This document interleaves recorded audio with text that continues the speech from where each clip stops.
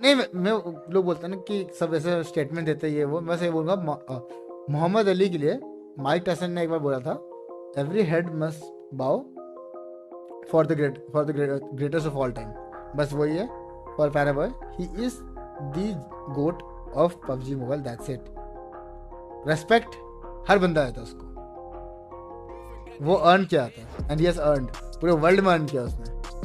तो आज हम बात करने वाले हैं पैरा बॉय के बारे में, जिसका यार इन्फ्लुएंस जो है वो अपने इंडिया में ही नहीं पूरे वर्ल्ड के अंदर है। ये लोग यार करोड़ों रुपए के प्राइस पूल जीतते रहते हैं। इतने सारे के सारे जितने भी वर्ल्ड लीग के जितने भी बड़े से बड़े टूर्नामेंट्स हैं, सब में इन लोगों का दबदबा रहता है। और ऐसा क्यों है कि इतने बड़े लेवल के प्लेयर होने के बाद में भी इनका जो गेम स्टाइल है वो इतना ज़्यादा सिंपल सा है। कुछ भी आपको एक्स्ट्रॉर्डिनरी नहीं दिखेगा, कुछ भी अलग लेवल की मूवमेंट हो गई, एम हो गई, कुछ भी ऐसा आपको खास नहीं लगेगा अगर आप इनको क्लोज रेंज में इनका पीओवी देखते हो तो। इस वीडियो के अंदर सोल फोकस रहेगा इनके टीपीपी गेम के ऊपर, स्पेशली इनका जो टीडीएम का गेम था आरआरक्यू अर्नी के अगेंस्ट में, और इनके जो टूर्नामेंट्स में गेम प्ले रहते हैं उसके हम एनालिसिस करने वाले हैं और कुल मिलाकर देखने वाले हैं कि भाई अगर आपको ग्रेट बनना है तो आपको कुछ भी ज्यादा एक्स्ट्रॉर्डिनरी करने की जरूरत नहीं है। अब इसी चीज से मैं अपने पहले पॉइंट के बारे में बात करूंगा, जो कि है भाई उल्टी सीधी चीजें करना। ज्यादातर प्लेयर्स क्या करते हैं, अपना इंडिविजुअल गेम स्ट्रॉन्ग करने की कोशिश करते हैं, उसमें वो देखना चाहते हैं कि भाई उनका जो गेम है वो भाई उनकी क्लोज रेंज सबसे बढ़िया रहे, उनके स्प्रे सबसे बढ़िया रहे। लेकिन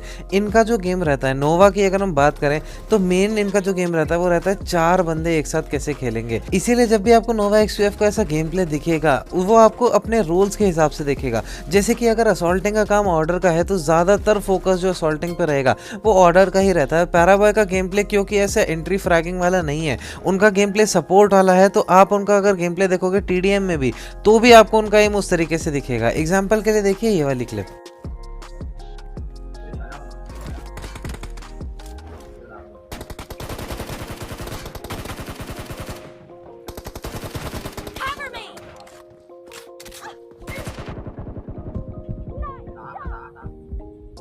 अब एनालिसिस पे जाने से पहले मैं आज की वीडियो में फीचर करना चाहूंगा वर्ल्ड्स गेमिंग को, क्योंकि हम यहाँ पर कंपेटिटिव की बात कर रहे हैं एंड आई एम श्योर आप सभी लोगों को कंपेटिटिव में इंटरेस्ट होगा अगर आप ये वीडियो देख रहे हो तो। इस बंदे के ओवरऑल गेम प्ले से ही मैं बहुत ज्यादा इंप्रेस्ड हूँ, क्योंकि ये हर एक चीज बहुत बढ़िया तरीके से करता है। चाहे वो क्लोज रेंज की फाइट्स हो जहां आपको लगता है कि बंदा बिल्कुल फाइट हार चुका है, वहां से फाइट निकाल देता है। लॉन्ग रेंज में जो ये स्प्रेज मारता है वो बहुत ज्यादा एक्यूरेट लगते हैं इसके, बहुत ही कम बुलेट्स में बंदों को नॉक कर देता है अच्छे खासे डिस्टेंस पे। चाहे आप कार स्प्रेज ले लो या असॉल्टिंग ले लो, बहुत ही डिफिकल्ट सिचुएशन में से अपनी टीम को निकाल के लेके आता है। और अगर आप इसको सपोर्ट करोगे तो 1K सब्सक्राइबर्स कंप्लीट होने पे ये बंदा रॉयल पास का गिव अवे भी करेगा, तो आपको इसका लिंक डिस्क्रिप्शन में मिल जाएगा, चेकआउट जरूर कीजिएगा। अब अगर आपने पिछली क्लिप देखी तो आपने नोटिस किया होगा कि उनका जो एम था क्लोज रेंज के अंदर वो इतना ज्यादा इंप्रेसिव नहीं था। ये क्लिप ऑल्दो पुरानी है बट मेजोरिटी ऑफ फाइट्स आपको जितनी भी देखने को मिलेंगी उसमें ये आप नोटिस करोगे कि जितनी भी क्लोज रेंज की फाइट लेते हैं पैराबॉय अर्नी के अगेंस्ट में तो वो हारते ही हैं। बट वहीं पे जैसे ही वो थोड़ा कवर का यूज करते हैं या फिर अर्नी थोड़ा सा भी बाहर आते हैं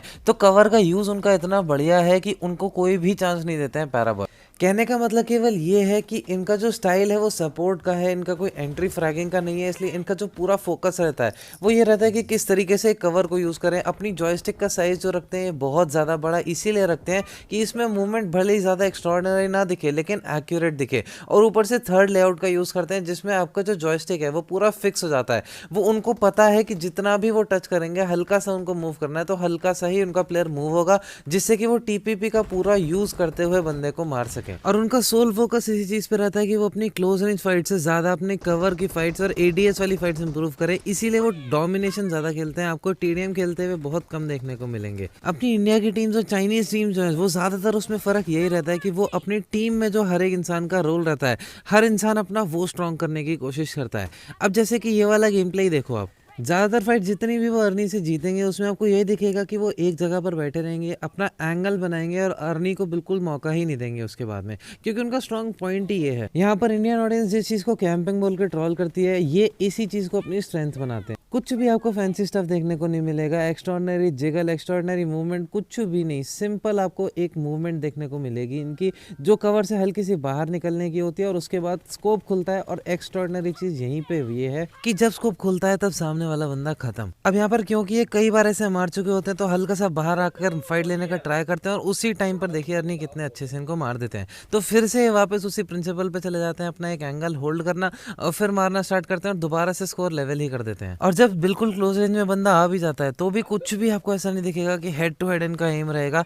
ये पूरे तरीके से बस पीछे जाते हैं और अपना प्री फायर रखते चले जाते हैं। अब मैं आता हूँ अपने मेन पॉइंट के ऊपर। इनका मेन फोकस ऑडियंस को अट्रैक्ट करके एक एक चीज़ करने का नहीं है। इनका ये नहीं है कि भाई ये चीज़ देखता रहूँगा तो ऑडियंस मेरे को ज़्यादा देखेगी, लाइव वॉचिंग मेरी ज़्यादा बढ़ेगी, ऑडियंस को जो चीज़ अपीलिंग लगती है मुझे वो करना है। इनका मेन फोकस रहता है इनकी टीम को किस चीज़ से फ़ायदा मिलेगा।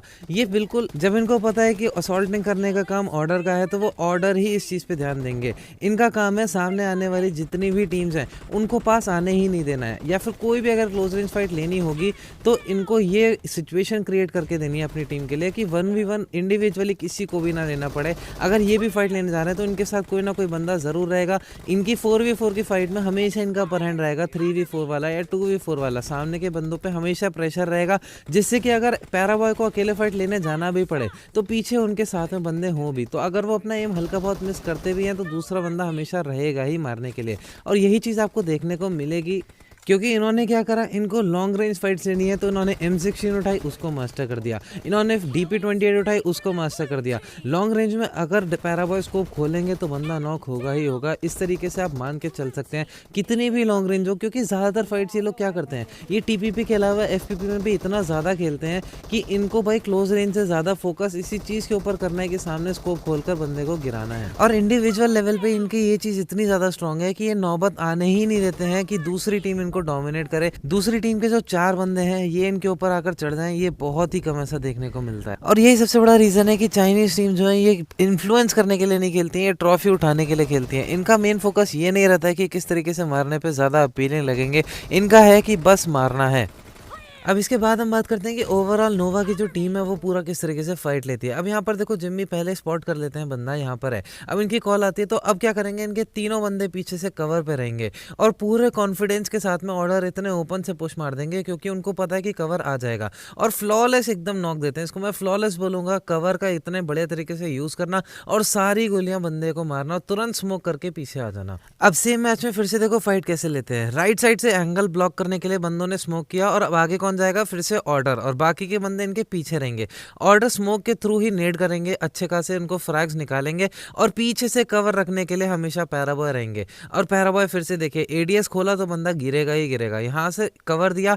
अब इसके बाद में भी ऑर्डर क्लोजन करेंगे लेकिन पैराबॉय पीछे ही रहेंगे, पैराबॉय ऑफ एंगल पे रहेंगे और पीछे से कवर ही रखते रहेंगे। और इसी वजह से देखिए जो आखिरी का बंदा बचता है इनका, उसमें भी ऐसे नहीं कि बस जाकर फ्रैग निकालना है तो सीधा घुस जाएंगे, सारे के सारे बंदे नेड करते रहेंगे, अलग अलग एंगल क्रिएट करेंगे। ऐसा नहीं है कि ऑर्डर को बस किल चाहिए तो वो घुसते चले जाएंगे, उनको पता है कि बंदे उनके कहां से कवर दे रहे हैं तो वहीं से वो फाइट लेंगे, वहीं से एंगेज करेंगे। और उसी वजह से बंदे के ऊपर इतना गंदा प्रेशर बनता है, नेड्स करके, स्मोक करके, इवन यहाँ पर ये फ्लैश ग्रेनेड भी मार देते हैं और उसके बाद बंदे को फोर्स करते हैं कि वो उस एंगल पे जाए जहां से पैराबॉय उनको डैमेज दे पाए और उसी वजह से एक और नॉक इन लोगों को मिल जाता है। अब ऐसे ही फिर से जो मैंने बात करी क्लोज रेंज की, अब ऑर्डर आगे जाएंगे, पीछे से बंदे इनके स्मोक कर देंगे जिससे कि ऑर्डर अच्छे खासे एंगल निकाल पाए। अब उस एंगल का यूज करके देखो कितने बढ़िया तरीके से नेड करते हैं, पैराबॉय पीछे से फिर से एक और नॉक दे देते हैं जिससे कि ऑर्डर को फिर से आगे जाने का मौका मिलता है। नेड्स इतने एक्यूरेट रहते हैं यार इस बंदे के कि मतलब गन का इनको ज्यादा यूज करना ही नहीं पड़ता है। ऑर्डर यहाँ पे भी इतना आगे नहीं गए गन निकाल के, इतना पास में होने के बाद में भी इन्होंने नेड निकाला, मॉली निकाला, पीछे से बंदों का कवर था, इनको पता है पीछे वाले बंदे कवर देंगे ही, उन्हीं के दम पे इतना कॉन्फिडेंटली ये लोग फ्रैग्स निकाल देते हैं। अब ऐसा नहीं है कि भाई कोई भी बंदा इनका ऑफ एंगल पे जा रहा है, ऑफ एंगल पे जाने का भी रोल एक बंदे का है, आगे जाकर मारने का भी एक बंदे का रोल है और पीछे से कवर देने का भी एक ही बंदे का रोल है। और पैराबॉय ने अपने इंडिविजुअल गेम प्ले से ज्यादा अपने रोल को इम्प्रूव करा, इसी वजह से इनका एकदम नेक्स्ट लेवल का M4 का रेड डॉट रहता है और DP28 के बर्स्ट तो आपने देखे ही हैं। और इनका जो स्टाइल रहता है DP28 चलाने का वो हल्का सा डिफरेंट रहता है बाकी प्लेयर से। ये जो DP28 का जो जंप होता है, जब आप 5-6 बुलेट एक साथ बर्स्ट मार देते हो उसके बाद अपनी जो DP रहती है वो हल्का सा जंप लेती है, उसका स्कोप ऊपर हल्का सा जंप होता है, ये उसको यूज़ करते हैं। उसी वजह से ये जब भी अपना DP28 का बर्स्ट मारते हैं लॉन्ग रेंज में तो ये अपना एम जो है वो हेड से हल्का सा नीचे की तरफ रखते हैं जिससे कि जब भी ये बर्स्ट मारेंगे तो जंप होगा और उसके बाद सीधा बंदे के हेड पे लगेगी। अब इसके बाद मैं पैराबॉय को भी और डिटेल में एनालाइज करने का ट्राई करूंगा फ्यूचर में और स्पेशली ऑर्डर के ऊपर एक वीडियो जरूर बनाऊंगा क्योंकि यार उनका गेम प्ले कुछ नेक्स्ट लेवल का ही है। इसके अलावा वोल्ट्स गेमिंग को जरूर से सपोर्ट कीजिएगा और मेरे को इंस्टाग्राम पे फॉलो करना चाहो तो आप कर सकते हो, लिंक आपको डिस्क्रिप्शन में मिल जाएगा। बाकी तो मिलते हैं नेक्स्ट वीडियो में, तब तक के लिए बाय बाय।